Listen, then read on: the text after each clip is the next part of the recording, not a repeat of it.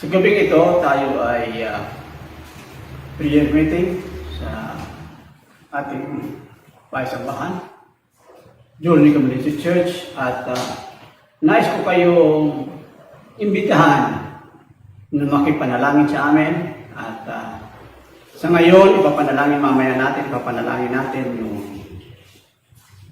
yung onslaught ng bagyong Rolly. At I would like to encourage every one of you to please study with us, sapagkat kailangan po natin ang mga bagay na ganito, na pag-aaral ng Biblia at pananalangin tayo.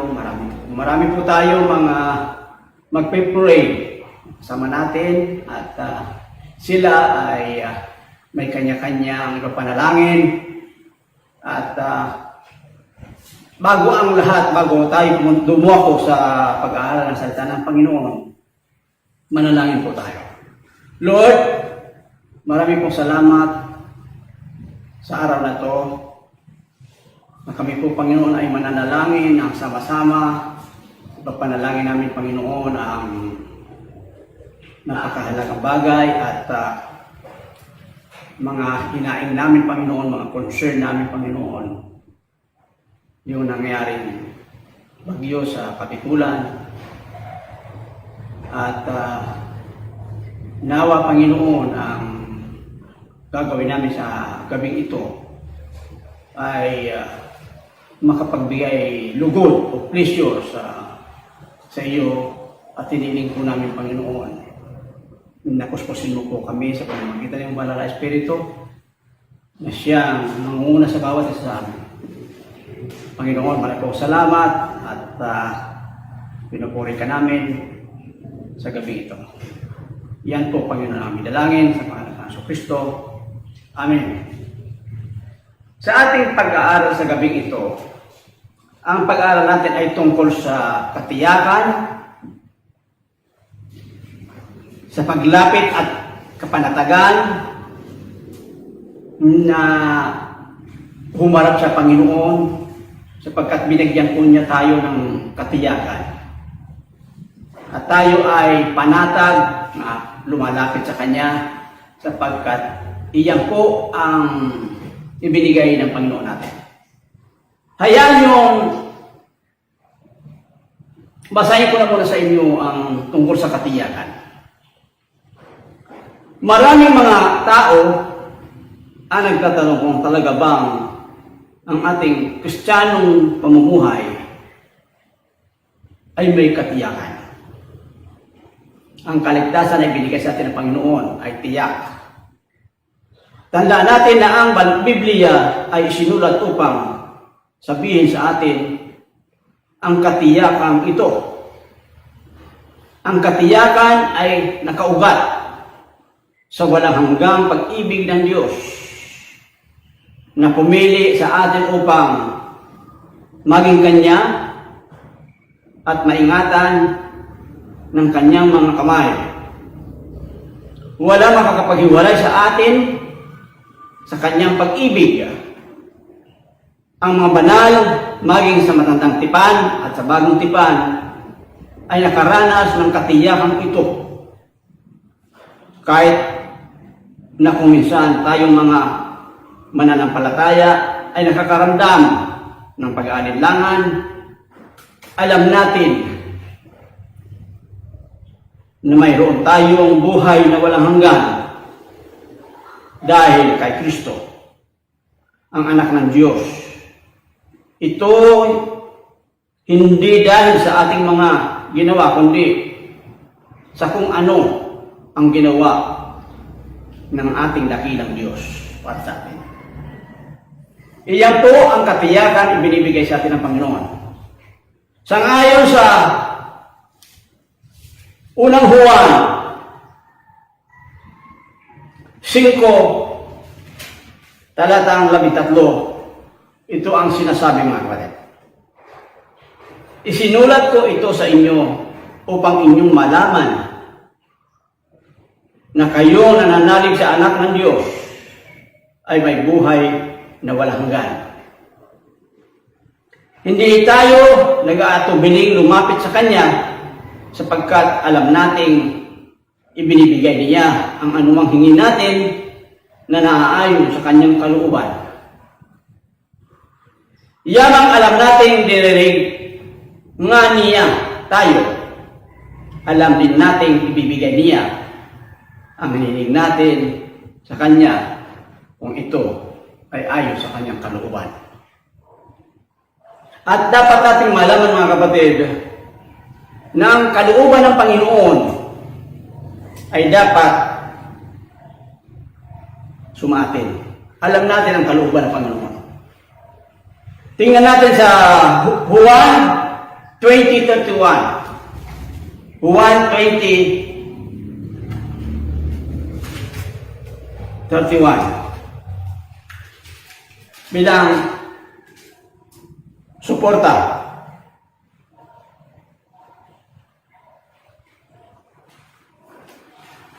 Juan 20:31. Ito ang sinasabi.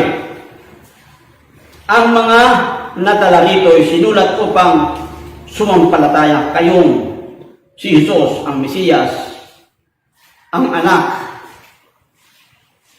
ng Diyos, at sa gayoy magkakaroon kayo ng buhay sa pamamagitan niya.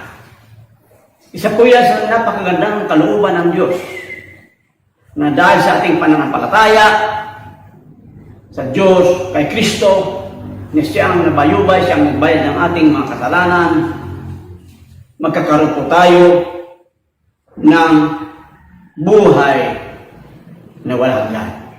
Iyan po ay katiyakan sapagkat kung hindi po yan tiyak, hindi yan sinabi sa Biblia, mga kapatid.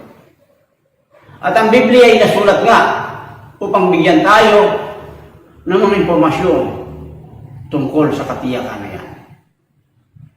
Kaya nakakatiyak tayo na tayo ay mayroon magandang kalagayan sa Panginoon. Basahin natin ang unang Juan 5:14. Unang Juan 5:14. Hindi tayo nag-atubiling lumapit sa Kanya sapagkat alam natin ibibigay niya ang anumang hingin natin na naayon sa Kanyang kalooban. Iyan ay isa pang pagtitiyak na kinakailangan panghawakan natin.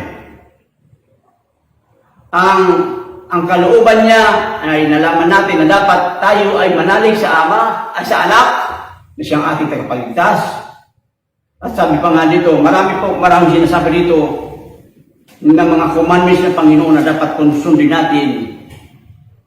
Ang patotoo tungkol kay Kristo, dapat pong paniwalaan natin to.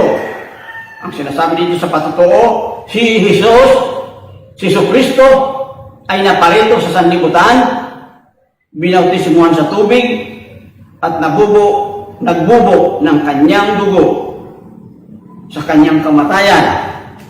Hindi lamang binautismuhan sa tubig, kundi nagbubo pa ng kanyang dugo. Ang Espiritu nagpapatotoo tungkol dito sapagkat ang Espiritu ay katotohanan. Mga kapatid, alam naman natin nang sabi ng Biblia, tayo ay templo ng banal na Espiritu. Bilang templo ng banal na Espiritu, ang banal na Espiritu ay nasa sa atin, nasa buhay natin. Tayo ay ginagabayan ng banal na Espiritu. At ang sabi pa nga rito, mga kapatid, sa 2:28, dito pa rin sa unang Juan 2:28, mga anak, yan ang sabi dito, mga anak,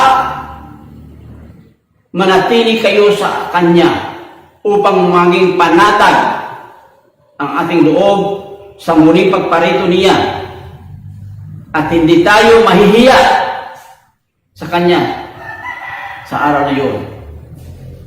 Tayo ba ay nahihiya na lumapit sa Panginoon upang humiling ng dapat hilingin natin? Alam mo mga kapatid, ang bagay na yan ay dapat hindi po tayo nag-aatubili, hindi po tayo nahihiya na lumapit sa Panginoon. Sapagkat ang sabi ng Panginoon, hindi tayo nagkakamit sapagkat hindi natin sinasabi sa Kanya. Ibig sabihin natin sa Kanya kung ano ang kailangan natin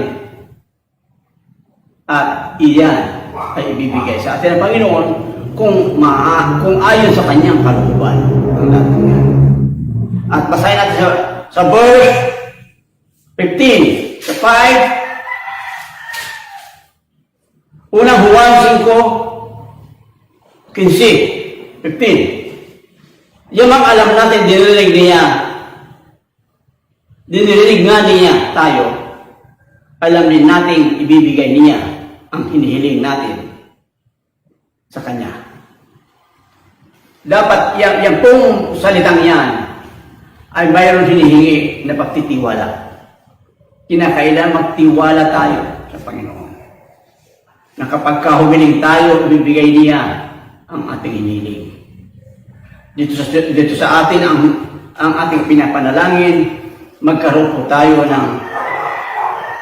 ng service, sasakyan na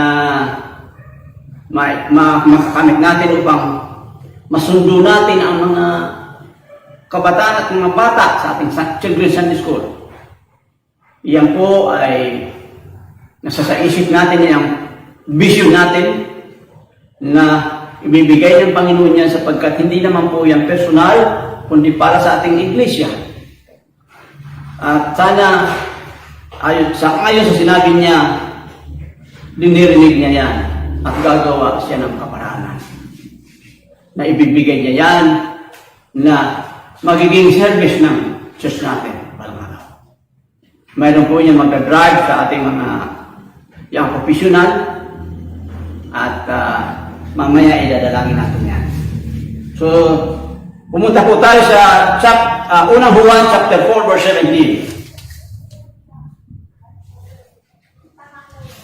17. Ang pag-ibig ay nagiging ganap kung hindi natin hinahatulan ang araw ng paghukom. Kinatatakutan ang araw ng paghukom sapagkat tayo'y tulad ni Kristo kahit nasa daigdig pang ito. Kaya nga sabi natin, kinakailangan mapagpahinuhod po tayo sapagkat si Kristo ay mapagpahinuhod. Mayroon tayong hindi natin kinakatakutan ang pagbabalik ng Panginoon. Ang natatakot sa pagbabalik ng Panginoon ay yung mga hindi ligtas sapagkat po sila'y maiiwan dito. Tayo po ng mga mananampalataya at kumakapit sa Panginoong Kristo, tayo ay kukunin niya, ang sabi ng Biblia. At ang sabi pa nga niya dito sa verse, sa talatang 18, sa unang Juan 4:18, ang sabi niya dito, walang kalakip na takot ang tunay na pag-ibig sapagkat pinapawi ng pag-ibig ang anumang pagkatakot. Hindi pa ganap ang pag-ibig ng sinumang natatakot sapagkat ang takot ay kaugnay ng parusa.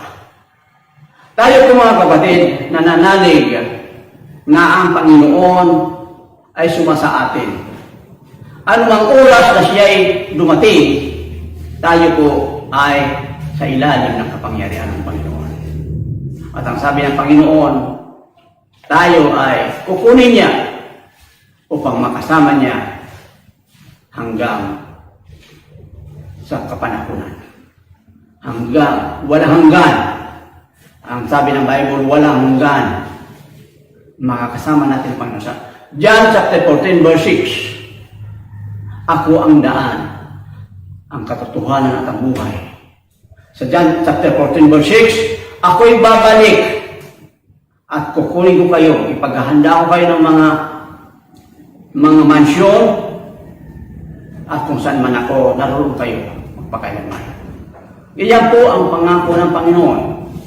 Mga kapatid, na tayo ay kasama niya sa kawalang hanggan.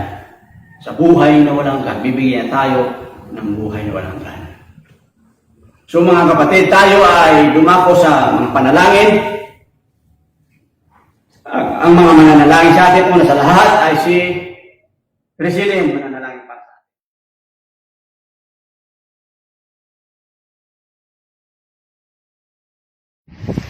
Hi!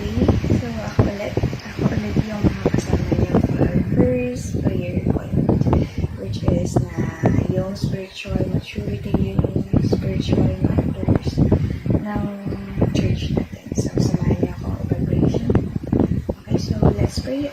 Heavenly Father, we are praying, Panginoon, na okay lang yung spiritual aspect ng mga mananampalataya, Panginoon, especially in our church, Panginoon, na may patuloy silang mag-alab, patuloy silang isip yung word of wisdom mo, Panginoon, na matatagpuan sa Bible. Patuloy mo pong bigyan ng desire ang lahat ng mananampalataya, Panginoon, na mag-alab, na makipag-fellowship, na mag-service kahit online or sa church, Panginoon, and mag-fellowship pa through small groups, attending small groups, Panginoon.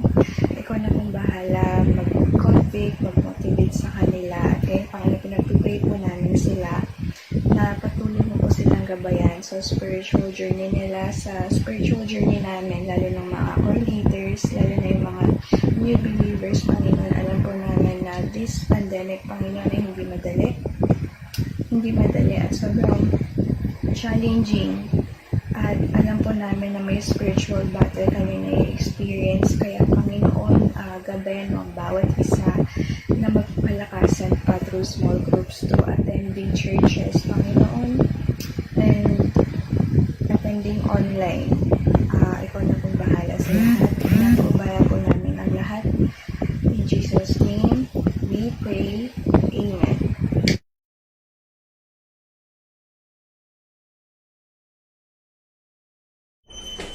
Magandang gabi po sa ating lahat. Ang isang prayer point po natin is all about discipleship. So, let's pray for our discipleship. Yes, Heavenly Father, maraming salamat po ngayong gabi na ipinagkaloob niyo po sa amin. Maraming salamat po, Lord God, sa narinig po naming mga salita mo. And itong mga salitang to, Lord God, is bigyan niyo po kami ng willingness, Lord God, na gawing daan, na gawing ilaw sa aming everyday journey patungo sa iyo, Lord God. Lord, I'm praying for the discipleship, Lord God, that we have right now. And Lord, kayo na po ang magbigay, Lord God, sa bawat isa, sa mga nununood, sa amin, mga leaders, ng passion, ng heart po, Lord God, na sumunod sa inyo at sa inyong anak.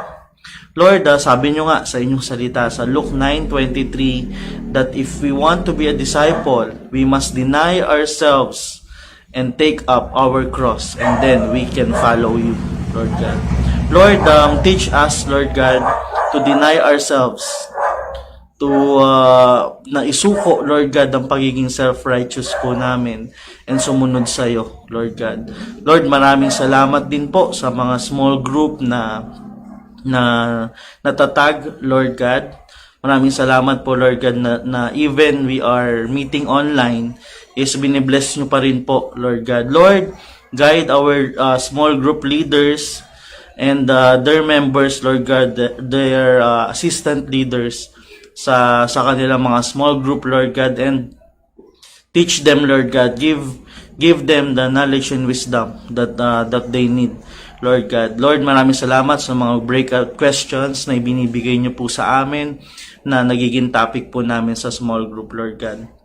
Lord, teach every family members na maging followers mo as well, Lord God, simula sa tatay, sa nanay, maging sa mga anak, sa mga apo, sa aming mga mahal sa buhay, Lord God. Lord, ibigay niyo po, Lord God, yung heart to serve, heart to be a disciple, Lord God, heart of a follower. Lord, maraming salamat sa gabing ito. Maraming salamat sa inyong pagmamahal, sa iyong blessings, Lord God, na hindi namin mabilang, hindi namin masukat. Maraming salamat sa lahat. Lord, teach us, Lord God, to obey. Teach us to be a follower, Lord God, and teach us to love as you love us. Maraming salamat. Kayo na po, Lord God, ang mag-ingat po sa bawat isa. And we pray, Lord God, that this pandemic, Lord God, these storms na naranasan po namin is matatapos at magiging masaya ulit, Lord God, ang aming environment. Maraming salamat. Ang lahat ng ito ay ibinibigay po namin sa iyo. Ang lahat ng papuri at pasasalamat ay sa iyo lamang, sa iyo lamang, Panginoon. Maraming salamat. In Jesus' name we pray. Amen.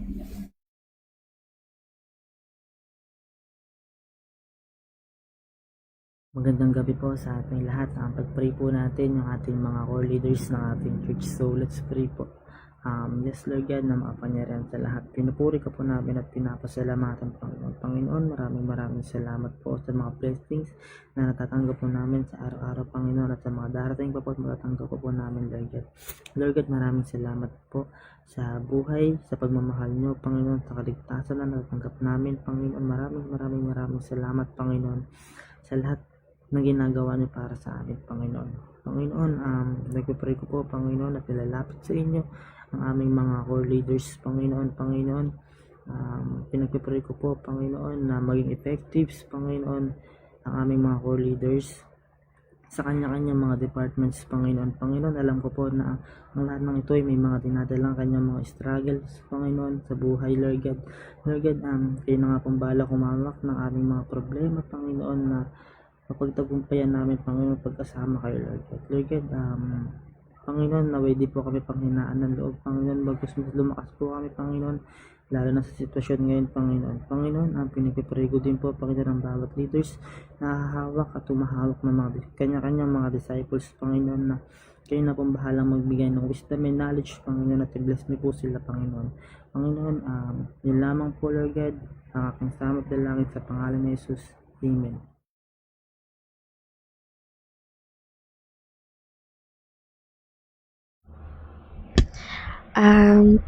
Good evening po sa ating lahat. And I hope everyone is okay and safe. So dumako na po tayo sa ating pang-apat na prayer points, which is prayer for national transformation, revival of the nation. Let's all pray po. Yes, Lord, Heavenly Father, thank you for this night, Lord. Thank you for the opportunity, Lord. And we sorry, Lord, for all the shortcomings, Lord. We fall short most of the time, Lord. And still, your love is undying, Lord. Your protection is still there. You still guide us, Lord. And we thank you for that, Lord.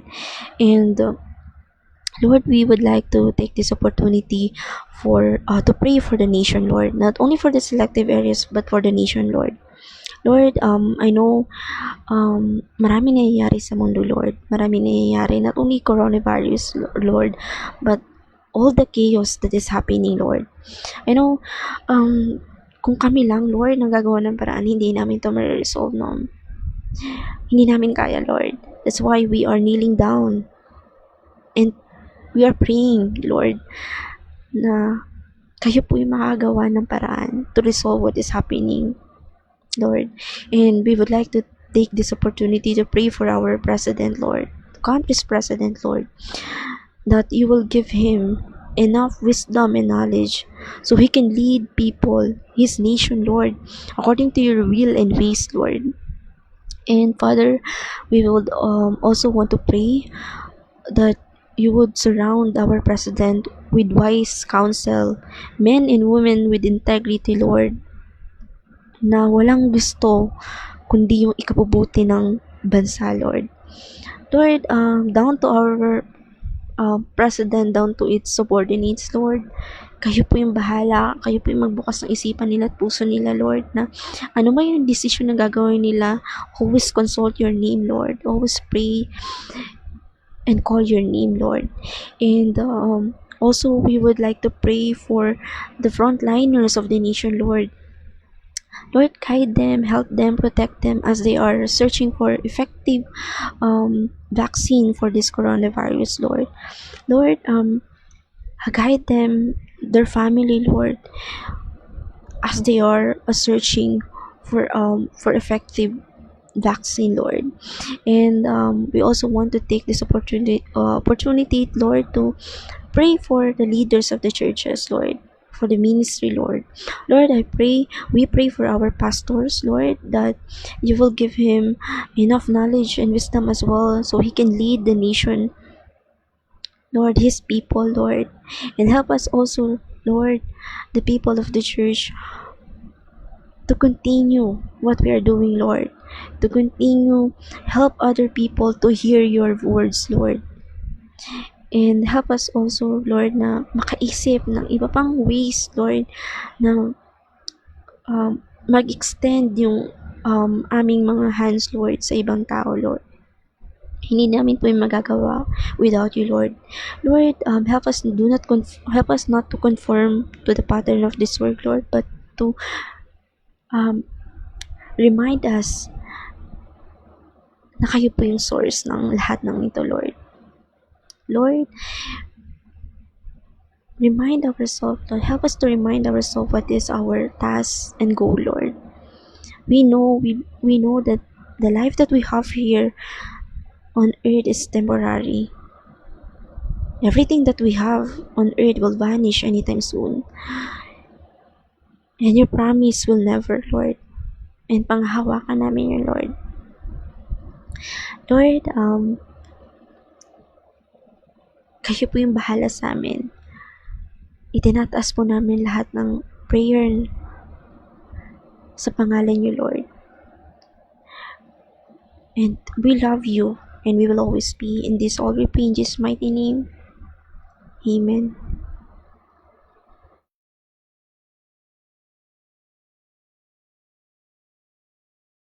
Good evening po sa ating lahat. So this time, samahan niyo naman po ako na ipag-pray yung financial breakthrough ng bawat isa. Let's pray po. Yes, dear Lord, Heavenly Father, pinapapurihan at pinasasalamatan ka namin, Panginoon, sa gabing ito, Lord God, na pinagsama-sama mo kami muli. Lord, we thank you for the love and grace na patuloy niyo pong pinagkakaloob. Salamat po sa mga provisions niyo, Panginoon, sa araw-araw, Lord God. Lord, tinataas po namin sa inyo, Father God, yung mga businesses po, Panginoon, ng aming mga kapatid, Lord God. Lord, kayo po yung maging center, Lord God. Kayo po yung manguna sa lahat ng kanilang ginagawa, Panginoon. Lord, i-bless mo po sila, i-bless mo po yung puso nila, Panginoon, para ikaw yung mag-lead, Lord God, sa kanilang mga businesses. Ikaw yung magpalago, Panginoon, Lord God. Maging dun sa mga businesses na maliliit, Panginoon, na naapektuhan, Panginoon, ng pandemic, Father God. Kayo po yung magbalik, Panginoon, muli nung sigla, Panginoon, nung lakas, Panginoon, na nawala, Lord God, yung mga finances, Panginoon, na nawala, Father. Lord, pinagpipray ko rin po, Panginoon, yung mga job opportunities, Panginoon, sa mga wala pa pong works, Panginoon, kayo po, Lord God, yung magbigay ng knowledge and wisdom, ng strength, ng confidence, Father God, para makapaghanap po sila ng trabaho, Panginoon. And yung work, Lord God, na makuha nila ay makaka-glorify sa pangalan mo po, Panginoon, na magamit nila, Panginoon, para sa ikalulugod mo, Panginoon. Lord, we are also praying for those who are working, Panginoon, na kayo po, Lord God, yung manguna sa kanilang mga ginagawa, Panginoon, na mag-glorify nila, Panginoon, yung name mo, Panginoon, sa pamamagitan ng trabaho nila, Father. Lord, we are also praying para sa mga job promotions, Panginoon. Bigyan mo po sila ng puso para makapag-decide, Panginoon, ng mga actions na they have to take, Panginoon, para sa ikalalago ng kanilang physical, ang financial, Panginoon, ang spiritual life, Panginoon. Lord, kayo po yung manguna, yung maghari at maging sentro ng buhay ng bawat isa, Panginoon. Lahat po ng provisions at lahat po ng aming pangailangan ay binabalik namin sa iyo, Panginoon, pinagkakatiwala namin sa iyo, Panginoon. Kayo na pong bahala sa lahat-lahat. In Jesus' mighty name we pray. Amen.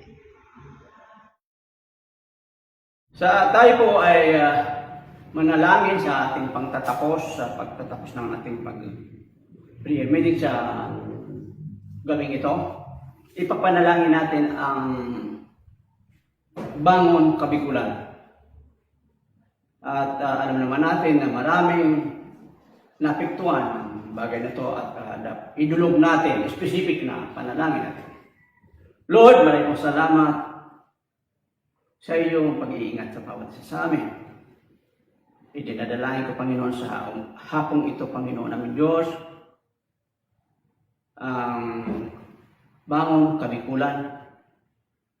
Una sa lahat, Panginoon, ang bayan ng Catanduanes, Panginoon namin Diyos, siyang unang nilandfall ng bagyong Rolly. Lubhang napinsala ang kanilang mga kabuhayan, ang kanilang mga bahay, Panginoon. At inihiling ko, Panginoon, na tulungan mo po sila, bigyan mo po sila ng comfort. Sana, Panginoon, makita nila ang kalagahan ng iyong presensya sa kanilang buhay. Hindi lamang, Panginoon, sa kaginawahan madama nila, kundi pati na rin po, Panginoon, sa mga pagsubok na katulad niyan. Makita nila ng iyong kapangyarihan ay labis kasi sa aming nagagawa. Gayon din, Panginoon namin Diyos, ang mga tulong na dadali sa kanila. Gabayan mo po, Panginoon, ang aming gobyerno, ang aming mga private sectors na magdadala ng ayuda sa kanila. Ang kanilang mga bahay ay nasira, ang kanilang mga hayupan ay nagkawala. Ang buhay ng tao, Panginoon, ay napinsala. Gayon din, Panginoon, ang bayan ng buhi, Panginoon namin Diyos. Sa Camarines Sur po yan, Panginoon. Idinadalangin namin, Panginoon, ang aming mga kababayan doon, nakanlungan mo sila, Panginoon. Ang napinsala sa kanila ay magbalik ka agad upang sila ay makabalik sa normal na pamumuhay. Ang elektrisidad, Panginoon ng Diyos. Ang mga kabuhayan nila nasira, Panginoon. Ang irrigation, Panginoon ng Diyos. Ang naga, ang nabwa. Panginoon, dinulurog namin ang lahat ng ito. Tunay, Panginoon ng Diyos, na hindi namin matutumbasan, Panginoon, ang iyong lakas. Kung kaya, Panginoon namin Diyos, ang naranasan ng mga bayan ito, katulad, Panginoon, ng mga bayan ng Bulacan, gayon din ang mga bayan ng Zambales, na lubha silang nagkaroon ng pagbaha sa kanilang mga lugar. Flash flood, Panginoon ng Diyos. Nawa, Panginoon, ito ay magbunsod upang makilala kanilang lalo. At ang iyong mensahe na patuloy na ibinabahagi ay aming pakinggan at pakinggan ng mga tao katulad nila, Panginoon, na nangangailangan man ng iyong kalinga.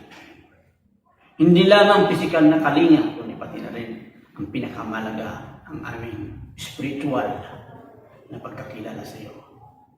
Marami pong salamat, Panginoon ng Diyos, sapagkat lahat ng mga tao, lahat ng agency na may kakayahan ng sumaklulo sa kanila ay gumagawa ng kaparaanan. Ang iba naroroon na, ang iba ay naririto pa upang sila ang tabayan. Tulungan, bigyan ng ayuda, Panginoon ng Diyos. Marami pong salamat. At ang pagsubok na ito, Panginoon ng Diyos, ay nawala na malayo na sa amin, Panginoon, ang bagyo. Alam po namin, Panginoon, na ang lahat ng pagsubok na ito, lahat ng suffering na ito, Panginoon, ay lumilipas lamang. Maraming pong salamat, Panginoon. Ito po ang aming dalangin sa gabing ito, sa pangalan ng Panginoon Kristo.